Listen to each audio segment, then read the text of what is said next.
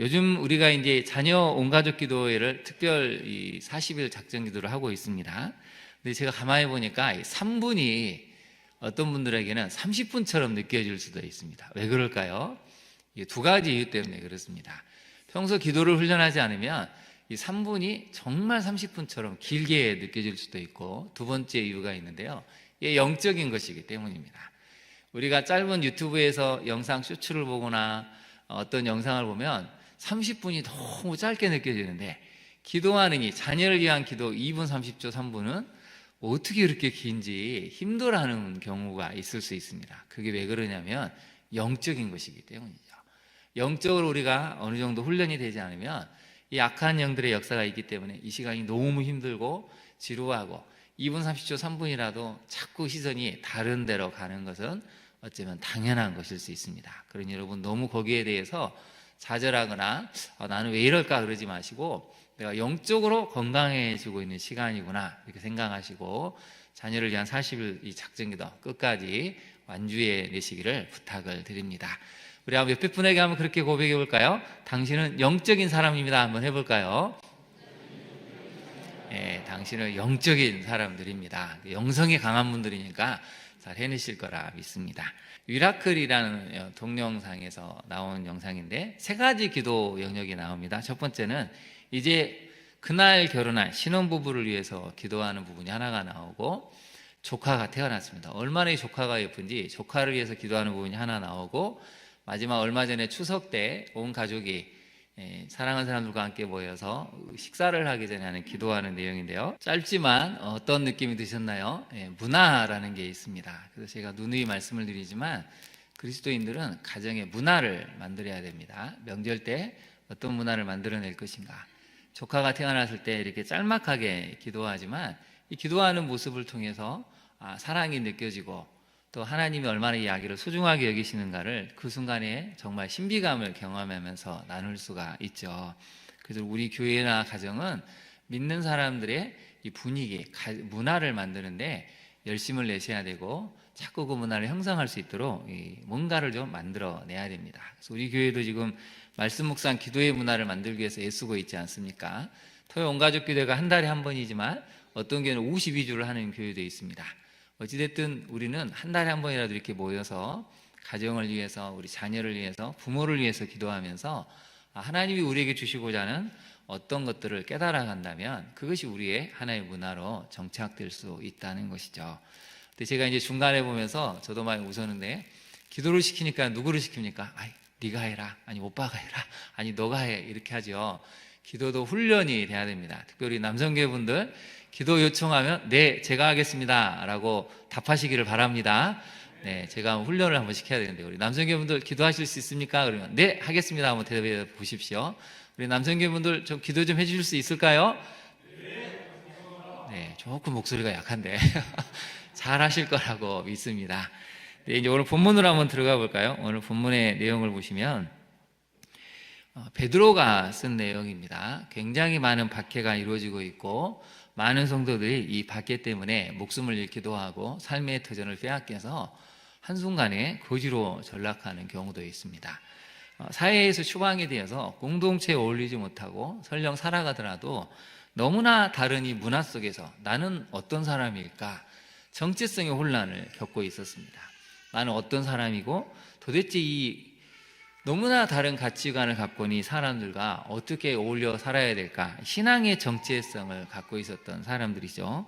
그래서 이제 한번 볼까요? 먼저 시몬 베드로에 대해서 우리가 먼저 살펴보면, 화면을 한번 잠깐 보시죠.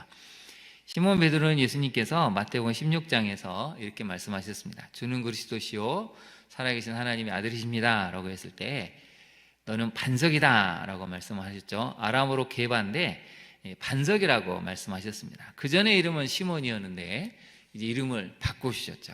너는 반석. 아람어로는 게바인데 헬라어로는 베드로라는 이름입니다. 그래서 시몬 베드로 우리가 많이 얘기하는데요. 게바이면서 베드로, 믿음의 반석이 됐던 이 베드로 사도가 로마에 왔습니다. 그리고 이제 곧 있으면 순교하는 그런 시기를 겪게 되었다는 것이죠. 너무나 많은 사람들이 박해를 경험할 때 힘들어했습니다. 그래서 이제 베드로 전서를 보시면 산소망이라는 단어가 한번 나오죠. 우리가 저번에도 한번 살펴봤는데요. 1장으로 한번 잠깐 가보실까요? 1장으로 가보시면 1장 3절을 한번 보실까요? 3절에 보시면 이런 표현이 나옵니다. 같이 한번 읽어보겠습니다. 시작. 우리 주 예수 그리스도의 아버지 하나님을 찬송하리로다. 그의 많으신 공일대로 예수 그리스도를 죽은 자 가운데서 부활하게 하심으로 말미암아 우리를 거듭나게 하사 산 소망이 있게 하시며. 그래서 우리에게는 이 땅에서의 소망뿐만 아니고 산 소망, 영원한 소망이 있기 때문에 박해를 받더라도 주눅들거나 힘들어하거나 또 세상으로 돌아가고 싶어하는 마음을 이겨내야 한다는 것입니다. 죽은 소망도 있고 산 소망도 있다는 것이죠. 헛된 소망도 있지만 유익한 소망이 있는데 그건 바로 영원한 하늘나라, 우리를 다시 살려내실 그 아버지 하나님을 바라보는, 천국을 바라보는 산소망을 가져야 한다는 것입니다. 그렇기 때문에 우리는 산소망을 가지고 그리스도인다운 정체성을 가지고 믿는 이들을 한 가족이라고 여기면서 살아야 한다고 베드로는 이 베드로전서를 통해서 말씀을 통해 들려주고 있습니다. 오늘은 그게 두 가지 메시지를 한번 살펴보려고 하는데요. 첫 번째 메시지를 한번 살펴볼까요? 첫 번째 메시지입니다. 같이 한번 읽어보겠습니다. 시대를 분별하고 참과 거짓을 분별하고 때와 시기를 분별할 줄 아는 믿음의 지혜를 가져야 합니다. 여러분, 세 가지를 분별해야 됩니다. 첫 번째는 시대를 분별해야 됩니다. 여러분, 지금 시대가 어떤 시대입니까? 악하고 음란한 시대고 곧 주님이 도리할 수밖에 없는 멸망을 향해 치닫는 어마어마한 죄와 인간이 창조의 영을 넘보는 그런 시대까지 달려가고 있습니다.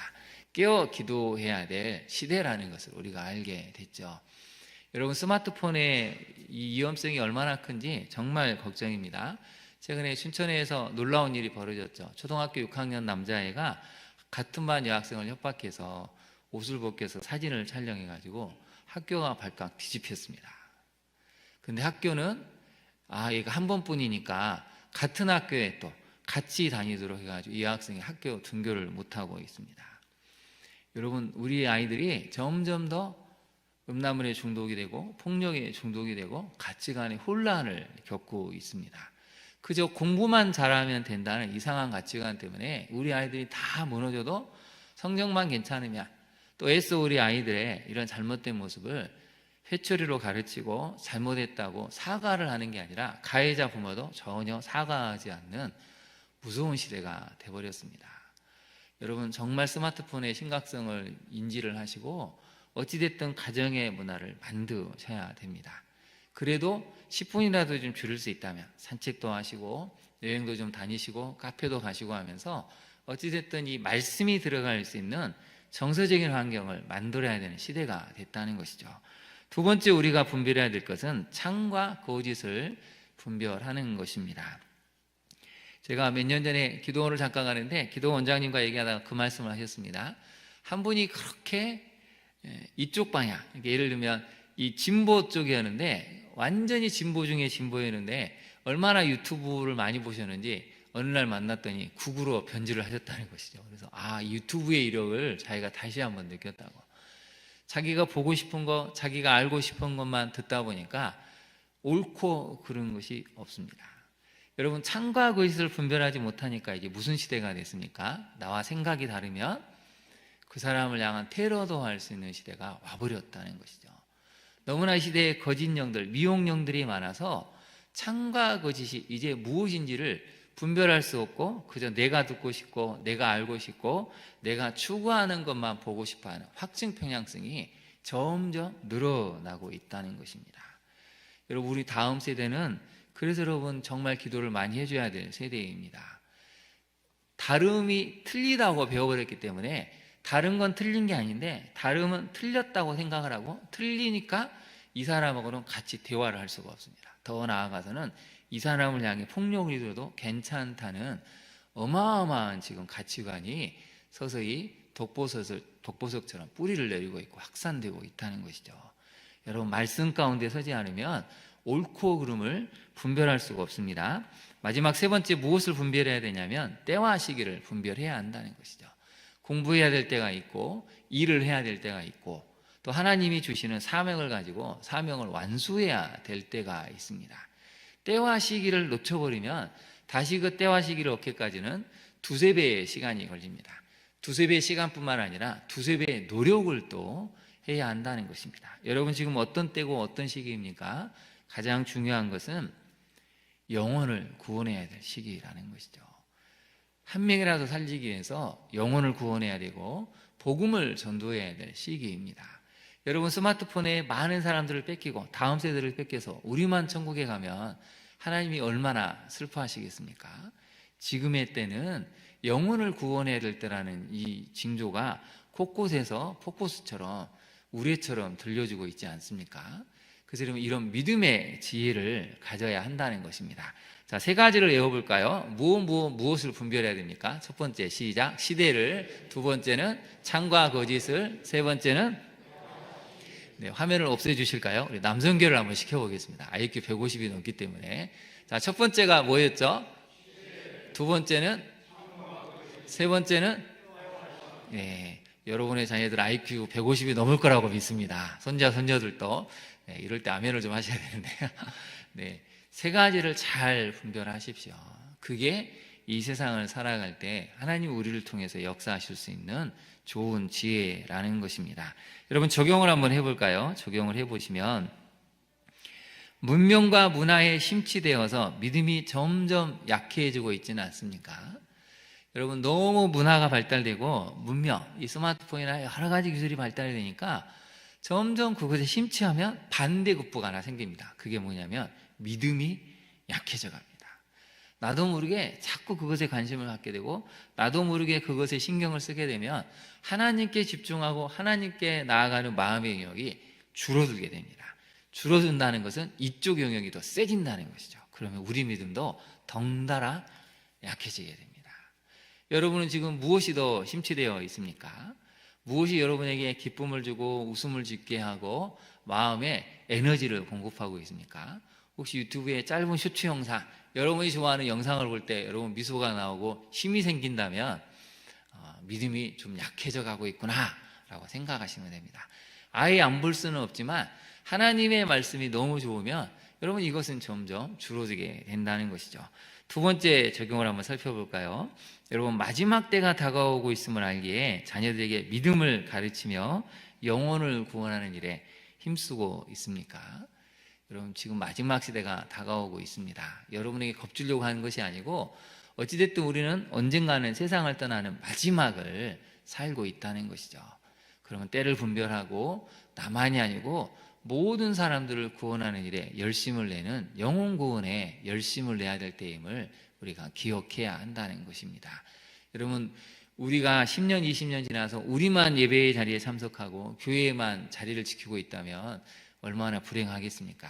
우리 다음 세대를 살려내서 주변에 많은 중학생, 고등학생들을 살려내고 대학생들을 살려내는 일에 우리가 앞장을 서야 한다는 것이 지금 베드로 사도가 들려주는 내용이죠.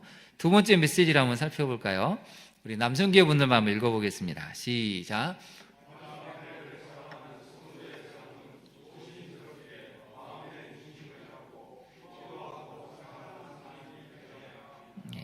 사도 요한도 그렇고 사도 베드로도 그렇고 마지막 서신서를 보면 사랑을 얘기하고 있습니다. 마지막에 필요한 것은 사랑입니다. 예수 그리스도의 사랑을 가지고 살아야 한다는 것이죠. 그대로 7절을 한번 볼까요? 만물의 마지막에 가까웠으니 그러므로 너희는 어떻게 하라고요? 정신을 차리고 근신하여 기도하라는 것입니다. 깨어 있으라는 것이죠. 깨어 있어야 된다. 깨어있는 것이 필요하다는 것입니다. 정신을 차리고 근신하다 하는 것은 마음의 중심을 잡는 조심스러운 마음을 이야기합니다. 조심스럽게 하루하루 나 자신을 살펴보면서 깨어있는 삶을 살아야 한다는 것이죠. 깨어있지 않으면 미혹되기가 쉽습니다. 깨어있지 않으면 무엇이 옳고 그른지를 몰라서 분별도 못해서 집단 군중 심리에 휩싸이기가 쉽다는 것이죠. 그래서 근신해서 정신을 차리고 기도하라고 나와 있죠. 첫 번째 요청하는 것은 정신을 차려서 기도하라는 것입니다. 두 번째는 무엇입니까? 무엇보다도 어떻게 사랑하라고요? 뜨겁게 사랑하라는 것입니다. 별표를 한번 해보실까요? 뜨겁게 사랑해야 됩니다. 여러분은 자녀를 뜨겁게 사랑하십니까? 미지근하게 사랑하십니까? 뜨겁게 사랑합니까? 오늘 같이 나온 자녀들에게 한번, 혹시 자녀들과 같이 나왔다 하면 지금 한번 고백해 볼까요? 야, 나는 너를 뜨겁게 사랑한다. 한번 얘기해 볼까요? 시작. 엄마는 아빠는 시작. 엄마는 아빠는 너를 뜨겁게 사랑한단다. 자녀들은 뭐라고 얘기할까요? 정말요? 이렇게 물어볼 수도 있겠죠. 평소 뜨겁게 사랑하면 애들이 뭐라고 고백하겠습니까? 엄마 나도 그래요. 이렇게 답이 나오겠죠. 오늘 예배 자리 참석하신 분들 멀리 타지방에 있는 자녀들에게 한번 고백해 보십시오. 쑥스럽겠지만 아빠는 너를 뜨겁게 사랑하고 있다. 그럴 때 자녀들의 대답이 어떻게 나오겠습니까? 알고 있어요. 너무 감동해요. 이렇게 나오겠습니까? 아빠 갑자기 왜 이러세요? 어디 아프세요? 이러면 이제 이게 문제가 된다는 것이죠. 드라마를 보면 여러분 아빠들이 가끔 내가 이렇게 살면 안 되겠구나 이렇게 전화를 하잖아요. 드라마 내용이 재밌습니다. 뭐라고 나옵니까? 아빠가 너를 사랑해. 그러면 거의 대부분 반응이 아빠 평소 안 하던 행동 왜 갑자기 하세요? 혹시 뭐 숨긴 거 있으세요? 어디 아프세요? 막 이렇게 반응이 많이 나온다는 것이죠. 뜨겁게 사랑해야 된다는 것입니다. 근데 여러분 여기서 뜨겁게는 어떤 사랑이냐면 메모를 한번 해보실까요? 아가페의 사랑입니다. 의지를 가지고 사랑하는 것입니다. 살다 보면 미울 때가 있습니다. 싫어질 때가 있습니다. 보고 싶지 않을 때가 있죠. 좀 멀리하고 싶을 때도 있는데 여기서 말하는 사랑이라는 표현은 예수 그리스도께서 우리를 위해서 사랑하신 사랑. 여러분 하나님 입장에서 우리는 아무것도 사랑할 게 없습니다. 무엇이 사랑스럽겠습니까? 우리는 제 자체인데 근데 그런 우리를 위해서 사랑하시고 섬기고 죽으시기 위해서 오신 것이 하나님 아버지의 마음이고 그걸 실천하신 예수 그리스도의 사랑이었다는 것이죠. 그래서 여러분 우리가 사랑하는 것은 아가페적인 사랑입니다. 의지를 가지고 사랑하는 것입니다. 때로는 좀 힘들게 하고 어려울지라도 그렇게 아가페적인 사랑을 하는데 여러분 8절 마지막을 볼까요? 사랑은 어떻게 된다고요? 허다한 죄를 덮습니다.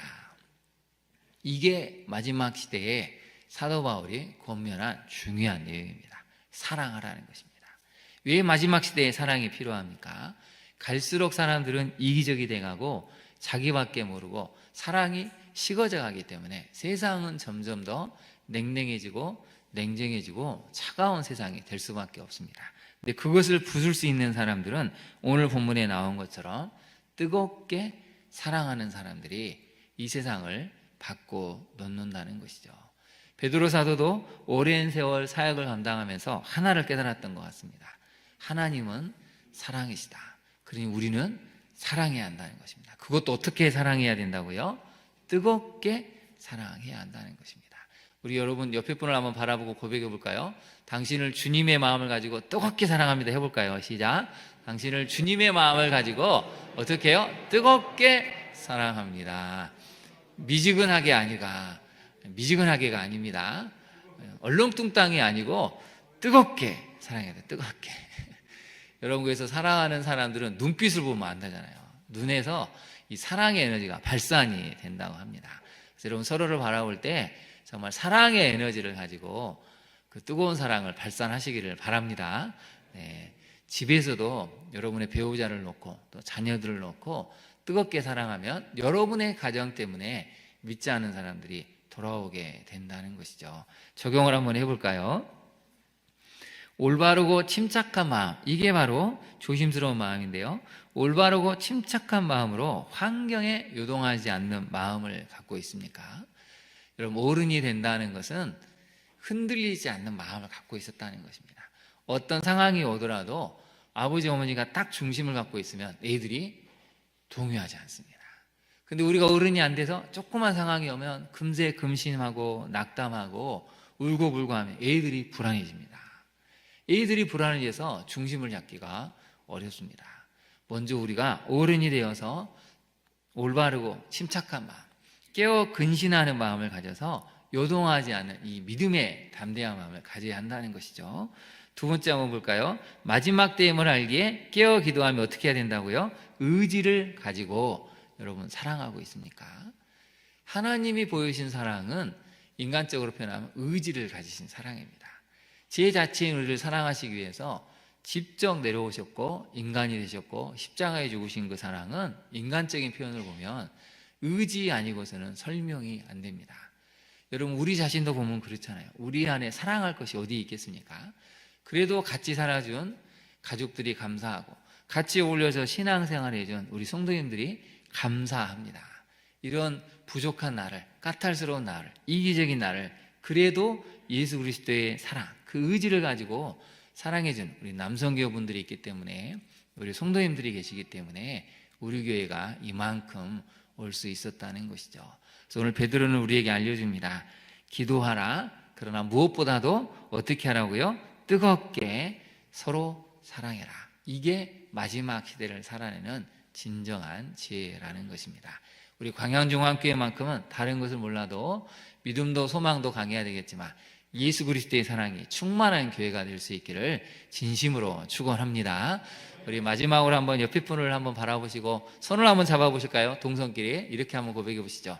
주님의 사랑으로 뜨겁게 사랑하겠습니다. 한번 해볼까요? 시작. 주님의 사랑으로 뜨겁게 사랑하겠습니다. 눈을 바라보시면서 다시 한번 눈을 바라보시고 뜨겁게 사랑하겠습니다. 시작.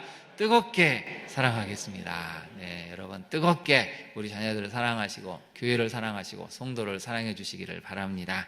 우리 한번 같이 기도하도록 하겠습니다. 오늘 주신 말씀을 생각하고, 하나님, 우리가 시대를 참과 거짓을 때와 시기를 분별할 줄 아는 이런 믿음의 지혜를 가져야 될 텐데, 부모된 우리들이 분별하지 못해서 우리 자녀들을 잘못된 길로 인도할까 두렵습니다. 주님, 우리에게 분별할 수 있는 지혜를 달라고, 무엇보다도 정말 마음의 중심을 잡고 기도하는 부모, 또 우리 자녀를 위해서 기도하는 부모가 될 수 있도록 무엇보다도 뜨겁게 먼저 우리 배우자를, 자녀를, 우리 성도를 사랑해서 그 사랑이 이 차갑고 냉랭하고 악으로 덮여있는 세상을 부술 수 있는 강력한 무기가 될 수 있게 해달라고, 사랑의 사람이 되게 해달라고, 제가 우리 자신을 위해서, 우리 자녀를 위해서, 우리 가정과 교회를 위해서 다시 한번 간절히 기도하며 나아가겠습니다.